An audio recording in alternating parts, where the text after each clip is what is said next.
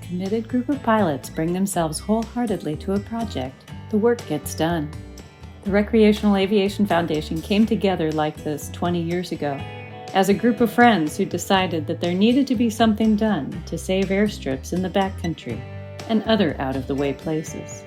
Now, the RAF has airfield projects in every state, and more than 11,000 pilots and enthusiasts and their families have pitched in to build fences and put up cabins and keep runways clear and open to the flying public.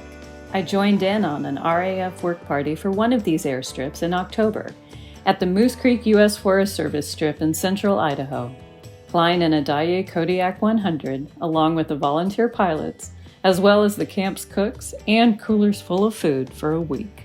Getting the materials in and out of these remote spots is a great job for an airplane, where other mechanized transportation is severely restricted or banned.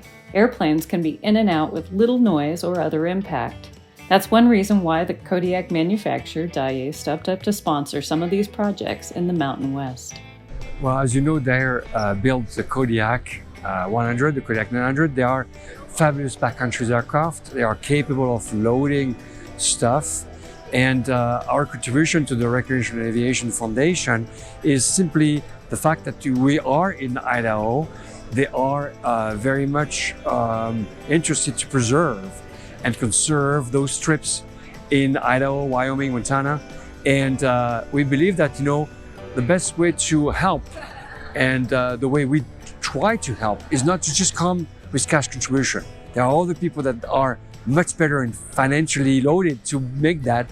But we felt that, contributing with the use of an aircraft, the use of a Kodiak 100 or a Kodiak 900 was probably something of value for them.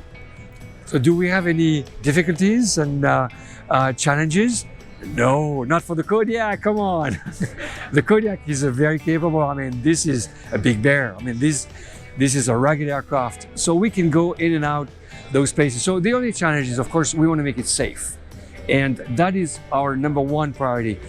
Imagine, a 4 tons, 8,000 pounds aircraft that is going to be landing in a big strip, in the very bottom of a valley where you're surrounded of, mountains, high elevations, 9,000, 10,000s, and there is only one way in, which is the same way out.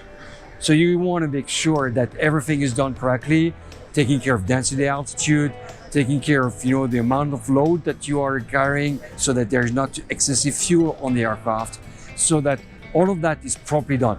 And fortunately, we have great professionals that are flying the aircraft that are RAF members, and we count on their super safe approach to fly our aircraft because RAF is made of safety. We packed up the Kodiak at Daher's R&D hangar at Sandpoint, Idaho, on a Friday afternoon, and departed south over Lake Ponderoy. Then we flew down to Grangeville to pick up the cooks and our provisions.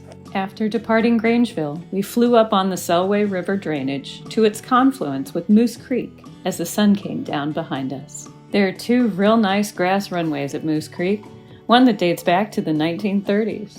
We landed on runway 19 after making a survey of it and taxied up to the top of the original runway to unload all our gear and the food.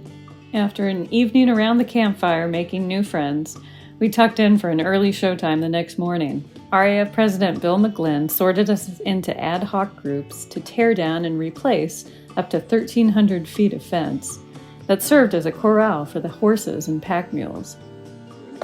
That was easy. With sledges flying and the setting and hammering in of nails, many hands made quick work of it all.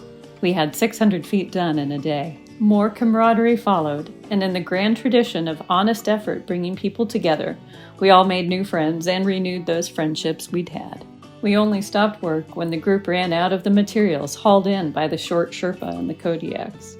The efforts highlight the partnerships between the RAF and the U.S. Forest Service and other conservation groups like the Nature Conservancy and government entities like the Bureau of Land Management.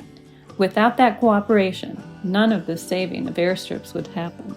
The one thing that I'll say partnership that actually went way beyond Daher and Recreational Aviation Foundation has actually teamed up so that the U.S. Forest Service is very much valuing what we're doing. we are not trying to do it, on purpose. This is in fact the consequence of our common action, and especially all of the volunteers at the Recreational Aviation Foundation that are working long hours to make sure that this happens. We are just helping, providing the right horse to get to places, but they are the one that needs to be thanked. And I believe that they got a huge thanks from the US Forest Service, that are seeing that this is very important to keep those strips alive, preserved, conserved, so that if anything happens, wildfire in the forest, they can access to those spaces. And I think that we're so happy that we can serve the community this way. There are so many ways you can help too, as a pilot or just someone who loves flying into the backcountry or camping by your airplane. Get in touch with the RAF through their site or on social media at flyraf.org.